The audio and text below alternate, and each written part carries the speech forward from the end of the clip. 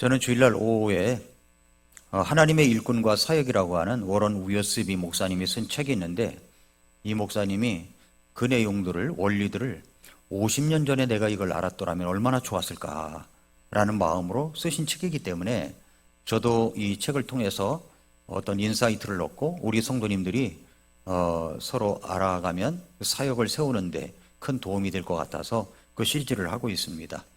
계속 이제 시니어들 위해서 했고 젊은이들을 위해서 했고, 오늘은 일꾼들, 그러니까 사역자를 위한 말씀입니다. 왜 사역자는 가정부터 세워야 하는가라는 말씀입니다. 오늘날 이제 한국 교회를 보면은 뭐 이게 이제 큰 교회도 있고 작은 교회도 있고 중소형 교회도 있지만은 뭐 건물도 있고 프로그램도 다양하고 또 사역의 영역은 세상을 향해서 넓어져 있다고 생각합니다. 그런데 중요한 것은 여기서 뭐냐면은 사역자의 가정을 한번 생각해 보자는 겁니다. 워런 우여스비 목사님이 그 이야기를 제시한 거예요. 사역자 가정은 어떠해야 되는가? 교회는 사역자의 가정을 종종 보이지 않는 존재로 여길 때가 있다고 이야기를 합니다. 많은 성도님들이 생각할 때 목사님은 뭐 하나님이 지켜주시니까 괜찮겠지 하고서 이렇게 제껴둔다는 거죠. 목회자의 가정, 사역자의 가정을.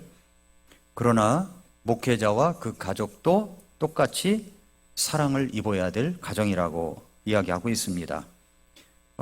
예를 들어서 이제 목회자의 아내가 있습니다. 그럼 어떤 부담이 있냐면 사모답게 행동해야 된다는 부담감이 있습니다. 사모답게. 목회자의 자녀는 목사님 아들답게, 목사님 딸답게 살아야 한다는 그런 시선 속에 있습니다. 그리고 목회자 자신도 항상 모범이어야 한다는 압박 속에 숨을 쉬기 어렵습니다. 오늘 아침에 엘리베이터에서 제가 7층에서 탔는데 6층인지 5층인지 탔어요. 어떤 분이 탔는데 딱 봐도 목사님이야. 딱 봐도 목사님이야. 근데 우리 집사람이 그러더라고. 저분은 딱 봐도 목사님이라고. 그래서 인사하면서 잘 다녀오세요 하면서 가는데 말투니 가방 든 모양이니 다 똑같아. 딱 봐도 목사님이야. 그런데 우리 집사람이 말하기를 당신은 조금 안 그런 것 같다고. 그래서 그 말이 고마웠어요. 제가 제일 이제 좀 보기 싫어하는 장면이 뭐냐면 목사님이 성경책을 일으키고 가면은 뒤에서 자매님들이 쭉 따라오는 신방부대 있잖아요. 저는 이거 정말 싫었어요. 그런 모습들이. 왜 싫은지 몰라도. 그래서 성경책을 목사님 이렇게 들고 다니잖아요. 그래서 일부러 이렇게 들었거든요. 이렇다니까요. 이렇게 들고 다니고, 그랬던 적이 있습니다. 근데 항상 어떤 마음이 있냐면 목사도 항상 모범이어야 된다. 이 압박감이 있다는 거죠. 목회자의 자녀들도 마찬가지고 아내도 마찬가지고 똑같다는 겁니다. 그래서 이 사역자의 가정이 고립과 외로움으로 돌아갈 수 있다는 겁니다. 그래서 워런 우여스비 목사님이 뭐라고 그러냐면은 사역자는 성자가 아니다. 하나님의 일꾼이다. 이렇게 이야기를 했습니다. 그래서 그에게도 가정이 필요하면서 쉼이 필요하다라고 하는 이야기를 했죠. 그래서 성도는 사역자의 가정을 위해서 함께 짐을 져야 한다라고 말하고 있습니다. 갈라디아서 6장 2절에서 너희는 서로 남의 짐들을 지라. 그리하여 그리스도의 법을 성취하라. 이 말 속에는 남의 짐이 목회자의 가정의 짐도 있다는 겁니다. 사역자의 가정이 겪는 짐은 교회의 짐이기도 합니다. 사역자는 교회를 섬기지만 교회는 사역자의 가정을 함께 세워주는 공동체가 되어야 한다는 거죠. 성도들이 사역자의 가정을 향해서 이렇게 말할 수 있어야 됩니다. 목사님, 사모님도 휴식이 필요합니다. 좀 쉬세요. 목사님 가정이 평안해야 우리 교회도 평안합니다. 이런 이야기를 들을 수 있어야 된다는 거죠. 제가 지나간 얘기 꺼내서 죄송합니다만은 목사님은 그래도 월요일 날 쉬잖아. 이런 얘기가 들었던 거예요. 한 1, 2년 동안 저 월요일 날 쉰 적이 없습니다. 그 얘기 듣고 나서. 월요일도 나와서 일을 했다니까요. 그 말을 할 때. 근데 요즘도 월요일이고 뭐고 지금도 이제 월요일도 나와서 일을 할 때도 있고 또 유튜브 방송 찍을 때도 있고 뭐 여러 가지가 있지만 그럴 때가 있어요. 그러니까 목사님은 월요일 날 쉬잖아 그래도 이런 말을 들을 때 그냥 깜짝 놀란 겁니다. 그래서 사실은 쉬는 게 아닐 수도 있어요. 그래서 집에 이제 조금 일찍 들어갈 때 있습니다. 그래서 그럼 재택근무를 하는 거 재택근무 집에서 언제까지 하느냐? 저녁 먹고 잘 때까지 해요. 우리 집사람하고 나는 서로 떨어져 있다가 잠잘 때 만나요. 이렇게 잠잘 때 만나요. 그렇기도 합니다. 늘 이제 그 쉼이 없이 계속 이제 생각하고 해야 되기 때문에 또 그렇습니다. 사실은 사역자의 가정이 경건해야 교회가 든든히 설 수 있다는 거예요. 그 원리가 그렇습니다. 하나님은 교회의 능력을 강단의 크기보다 가정의 경건으로 측정하신다는 것이죠. 목회자의 가정이 경건할 때 그 교회의 예배는 깊어질 수가 있고 말씀도 깊이가 있을 수가 있다는 겁니다. 한국교회 여러 가지 통계가 있어요. 그 뭐냐면 사역 스트레스로 가족 관계가 악화되었다. 그것이 목회자들이 67%를 합니다. 67%. 가정의 영적 대화가 거의 없다. 이것은 57%래요. 가정 예배를 주 1회 이상 드린다. 35%. 그렇다는 거죠. 이건 통계가 아니라 사역자의 가정을 향한 교회의 책임 부재를 드러내는 신호다. 그 통계를 낸 기자가 그렇게 있었습니다. 그래서 함께 세워야 할 두 기둥이 있다면 첫째는 사역자의 가정이고 두 번째는 성도들의 협력이다라고 말합니다. 사역자의 가정이 경건을 세우면 성도는 그것을 지지하고 기도하고 보호해야 된다는 거죠. 교회는 목회자의 열정만으로 세워지는 게 아닙니다. 목회자의 가정을 지켜주는 성도들의 사랑으로부터 완성이 된다는 거죠. 저는 이제 늘 이제 혼자 생각할 때 그냥 말년 병장이다 이렇게 생각할 때가 있습니다. 우리가 교회 예배당 새롭게 이제 완전하게 세팅이 되면 얼마 있다가 금방 은퇴를 하면 좀 그럴 것 같아서 그래도 2년 정도는 해야 되지 않느냐 이렇게 생각을 하고 이제 생각을 하고 있는데 그렇게 생각합니다. 제가 이 말씀을 드리는 것은 교회가 강건하게 또 건강하게 바통 터치를 잘하기 위해서 이런 말씀들이 필요하다는 겁니다. 이런 말씀들이.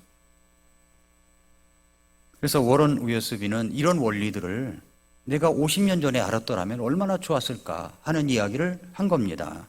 그래서 가정은 사역의 첫 번째 교회다라고 하는 것들을 이야기를 하고 있습니다.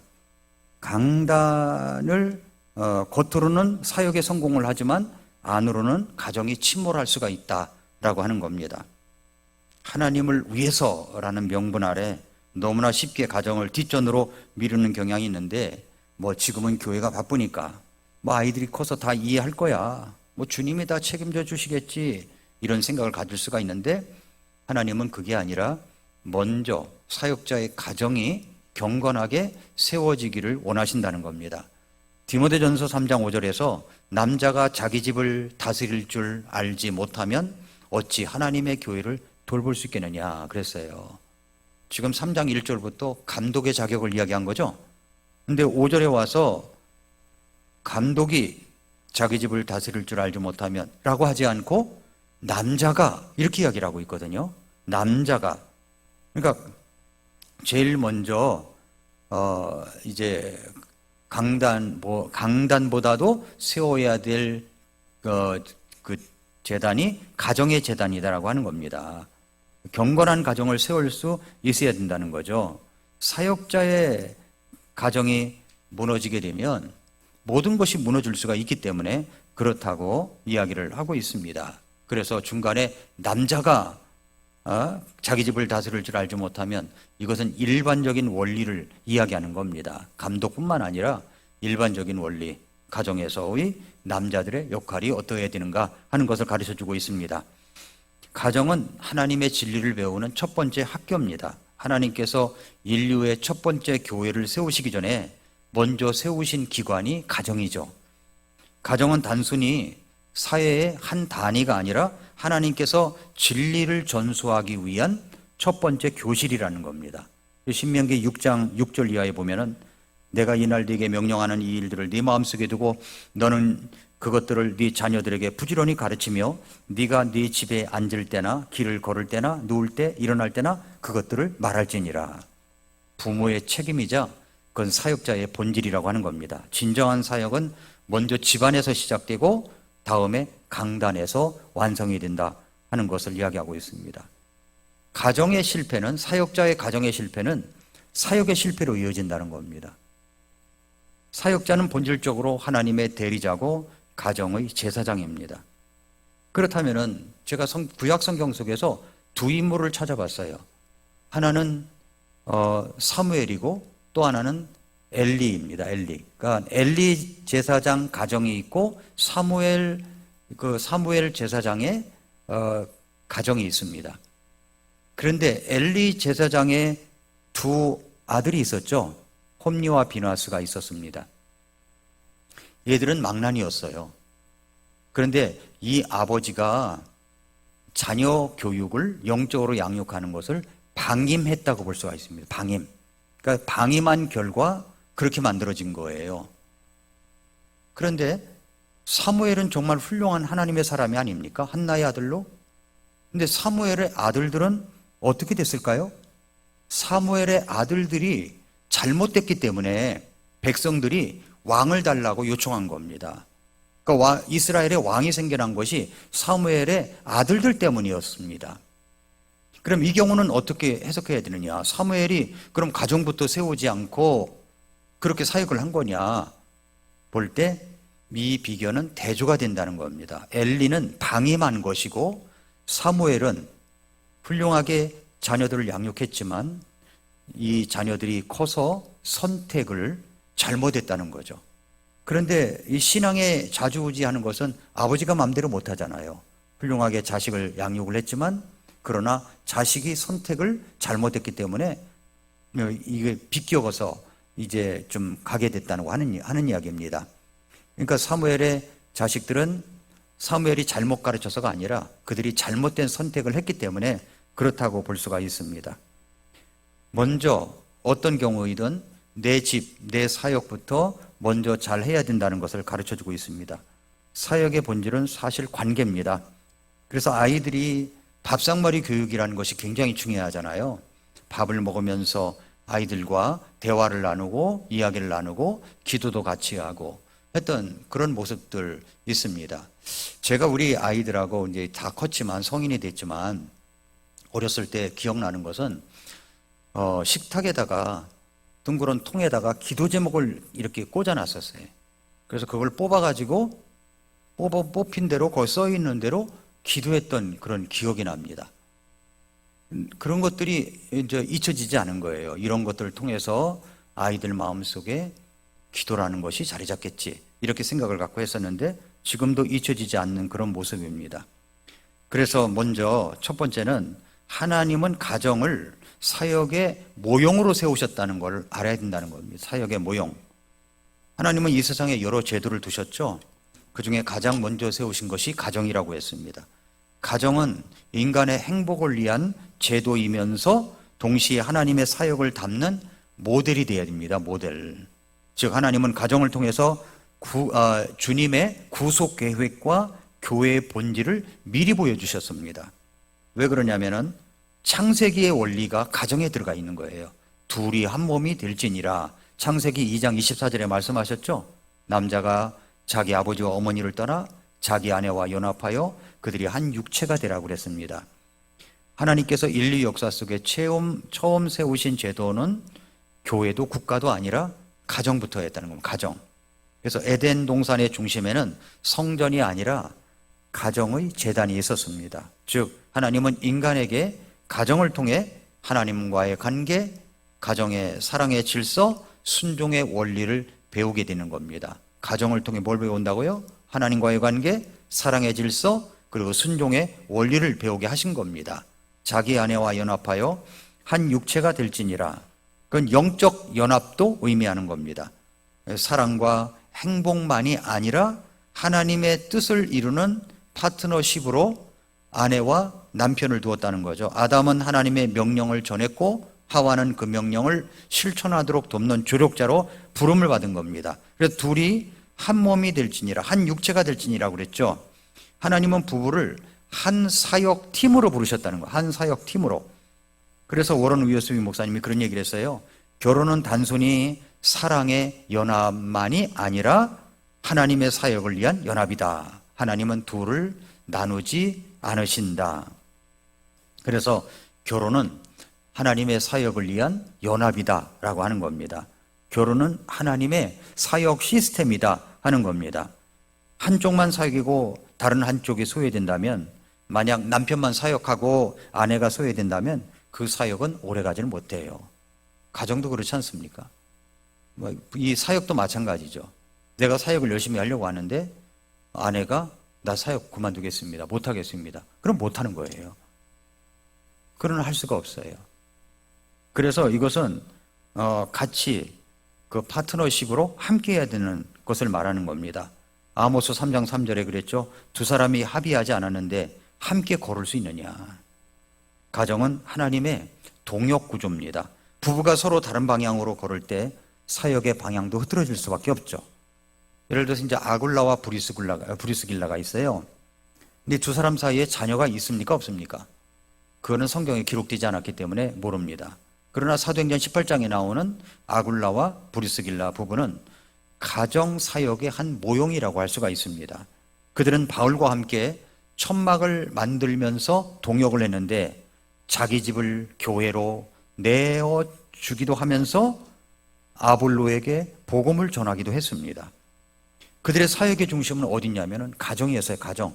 초대교회 당시에 건물을 크게 지어가지고 예배당을 짓고 그런 것이 없었습니다. 모든 것을 교회를 가정부터 시작을 했습니다. 네 집에 있는 교회에게 문안한다라고 서신서에 종종 등장하는 이유가 그렇습니다. 가정이 사역의 플랫폼이 된 거죠.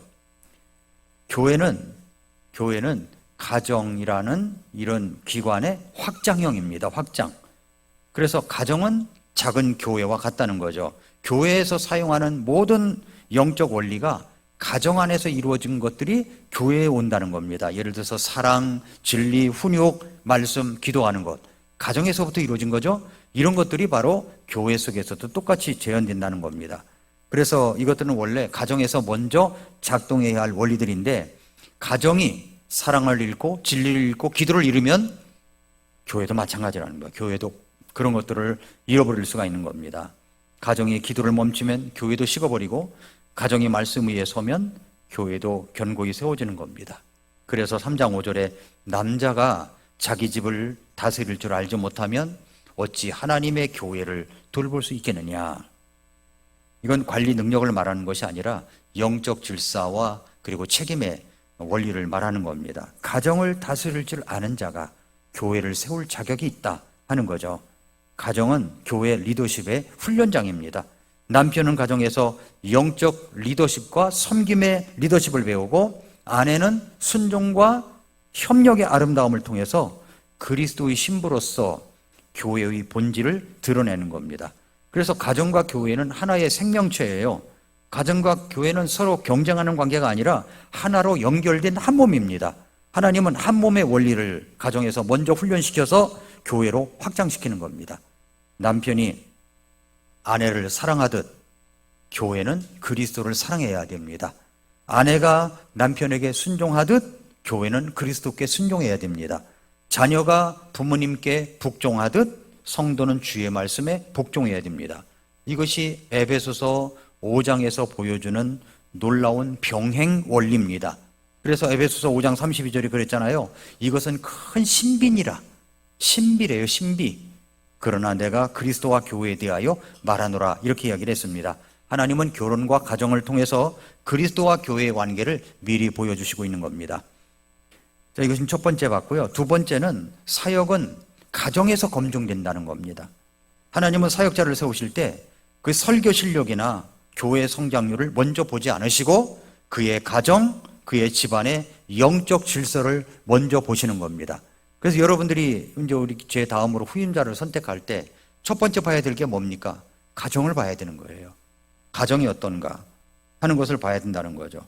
가정은 하나님의 첫 번째 시험장입니다. 하나님의 리더십은 가정에서 시작되는 거예요. 가정. 디모데전서 3장은 목사의 자격을 나열하면서도 놀랍게도 설교력이 얼마냐, 은사가 얼마나 많으냐, 이것을 기준으로 삼지 않았습니다. 디모데전서 3장 4, 5절에 자기 집을 잘 다스려 자기 자녀들을 모든 위엄으로 복종시키는 자라야 할 것이며, 남자가 자기 집을 다스릴 줄 알지 못하면 어찌 하나님의 교회를 돌볼 수가 있겠느냐 말씀하셨습니다.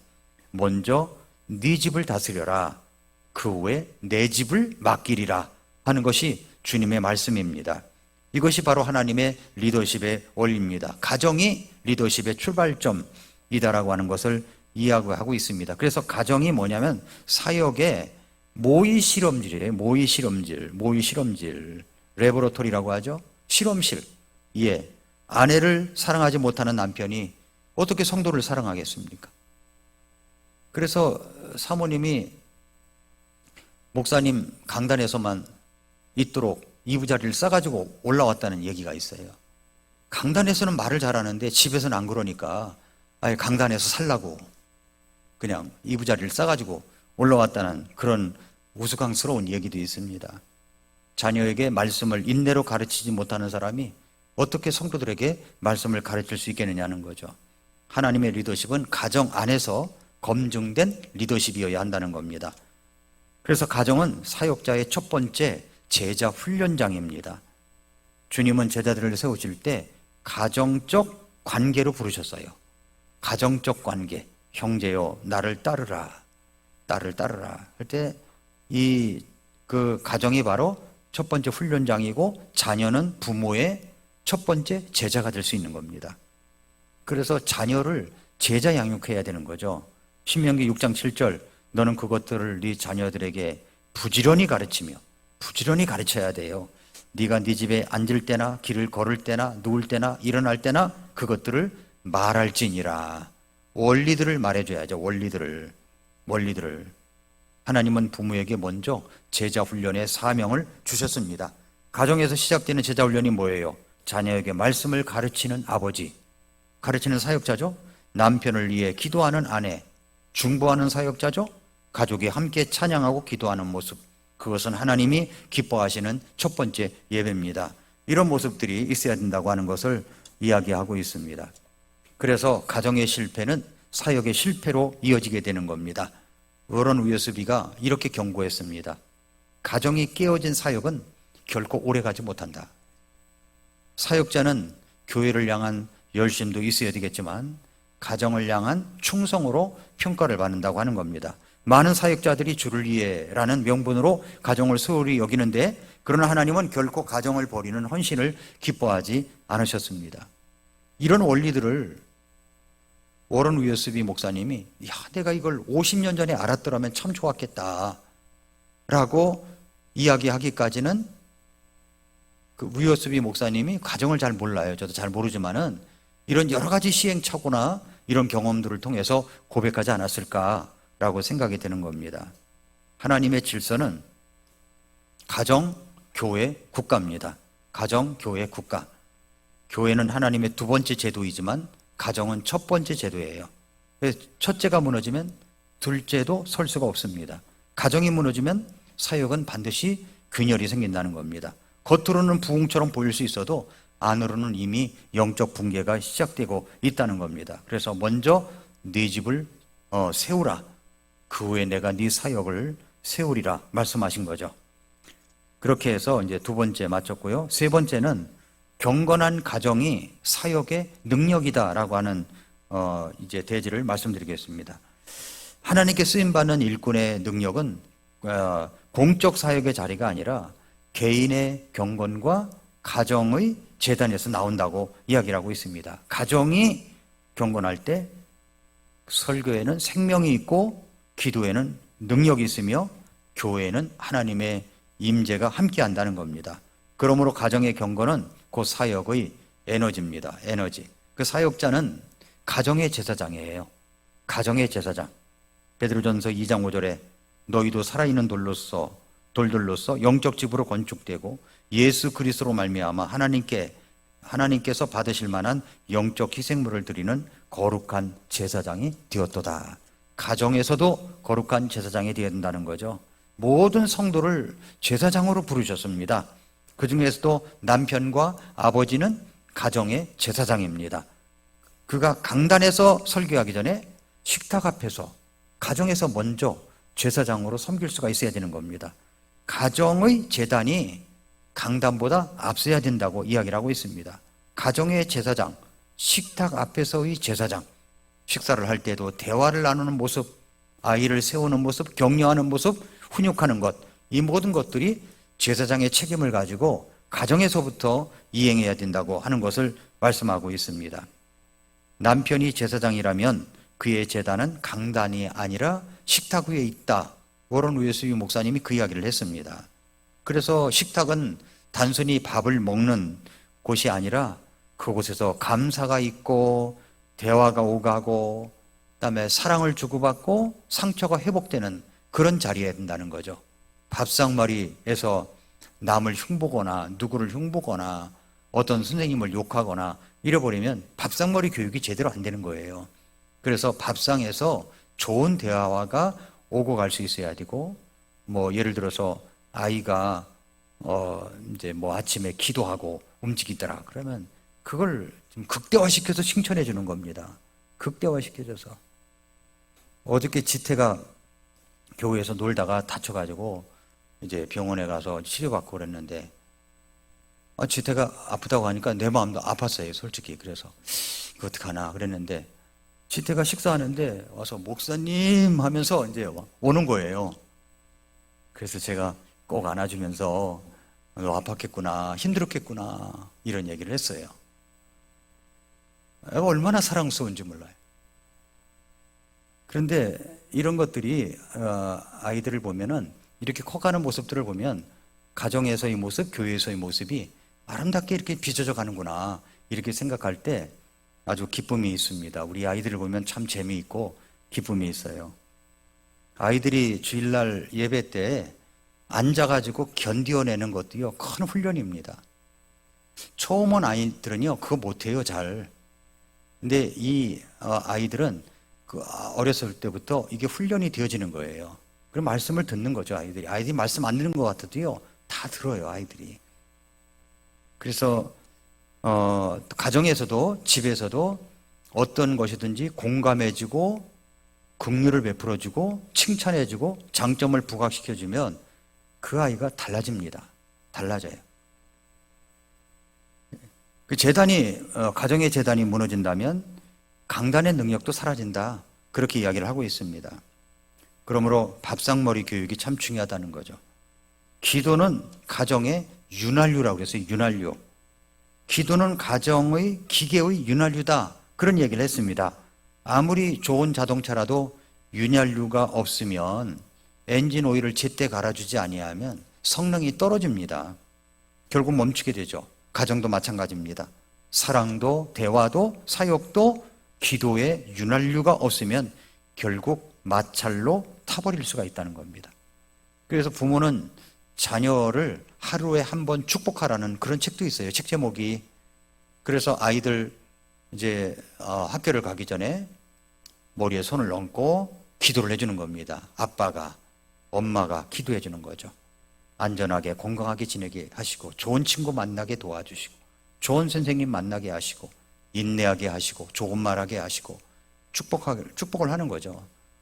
그럼 그런 축복 속에서 축복 기도 속에서 받은 아이는 달라지는 겁니다. 하루아침에 달라지지 않을지는 몰라도 점점 더 그것이 쌓이게 되는 겁니다. 윤활유가 뭐라고요? 기도예요, 기도. 축복 기도하는 거. 아이가 잠들어 있을 때 부모가 그 방에 들어가서 아이들을 위해서 참 소리내서 기도하고 나올 때, 이 아이가 자다 말고 엄마의 기도 소리, 아빠의 기도 소리를 들을 때 그 마음이 어떻겠습니까? 저는 감동이 있을 것 같아요. 감동이. 한번 시작해 보세요, 여러분. 참 그런 모습들이 있어요. 그게 윤활유예요. 가정을 잘 돌아가게 하는 윤활유라는 거죠. 기도의 자리에서 가정은 살아나게 되어 있다는 겁니다. 뭐 가정 예배가 부담스럽다면은 짧게라도 어색하더라도 웃으면서라도 하는 겁니다. 뭐 성경 구절 한 구절 읽어놓고 돌아가면서 읽기도 하고 그러면서 조금씩 늘려가는 거죠. 하나님은 우리의 어떤 문법보다도 마음의 중심을 먼저 보십니다. 가정이 함께 기도할 때 성령님께서 그 집의 중심축을 붙드시는 겁니다. 333 기도도 마찬가지예요. 아이들과 함께 1분씩만 기도해도 됩니다. 너 기도 제목이 뭐니? 돌아가면서 엄마가 자식을 위해 기도하고 자식이 엄마 아빠를 위해서 기도해 주는 거 얼마나 아름답겠어요? 뭐 333이라고 해서 꼭 3명만 되는 것이 아니고 그러니까 여러 명이 될지라도 그렇게 333, 33장 3절 말씀 원리를 붙들고 함께 기도하는 겁니다. 그래서 가정에서 남편은 존경을 받아야 가정에 어떤 권위가 섭니다. 아내는 사랑을 받아야 가정에 아름다움이 있을 수가 있는 겁니다. 가정의 평화가 바로 사역의 능력이라는 거죠. 마지막 결론을 맺겠습니다. 가정이 무너지면 사역도 무너지는 거예요. 사역도. 여호수아 24장 15절에 오직 나와 내 집은 주를 섬기리라 했습니다. 이 말씀은 여호수아의 인생 전체를 요약하는 신앙의 결단입니다. 여호수아의 사역의 전체의 결단이기도 합니다. 그래서 민족의 지도자였지만 먼저 뭐라고 그랬습니까? 자기 가정부터 바로 세우는 가정의 제사장이 되겠다고 선언하는 것이 아니겠습니까? 오직 나와 내 집은 주를 섬기겠노라 이렇게 고백을 한 겁니다. 나와 내 집이 함께 주님을 섬기는 것, 그것이 하나님께 쓰임받는 사람의 출발점인 것입니다. 가정은 사역의 기초예요. 사역은 가정의 열매입니다. 가정은 사역의 토양이고 사역은 그 토양에서 자라는 열매라고 할 수가 있습니다. 기초 없이는 건물이 오래갈 수 없듯이 가정이 무너지면 결코 오래가질 못합니다. 그래서 내가 뭐 주님을 위해서 바쁘고 주님을 위해서 아이를 돌볼 시간도 없고 그런 것은 용납할 수가 없는 겁니다.